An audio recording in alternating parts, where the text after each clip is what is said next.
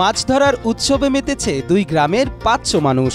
নাটোরের সিংড়া উপজেলার হুলহুলিয়া ও শারদানগর খালে ৩ ও ৪ ফেব্রুয়ারি ২ দিন উৎসবমুখর পরিবেশে কিশোর, তরুণ, যুবক, মধ্যবয়সী ও নারীরাও অংশ নেয় এই উৎসবে।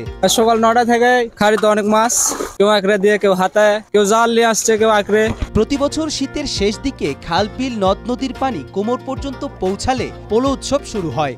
বিশেষ করে ফেব্রুয়ারি মাসের প্রথম থেকে মার্চ মাসের শেষ সপ্তাহ পর্যন্ত উপজেলার বিভিন্ন খাল, বিল, নদী, জলাশয়ে এই উৎসবে শোল, টাকি, পুঁটি সহ নানা প্রজাতির মাছ পেয়ে থাকেন মৎস্য শিকারীরা।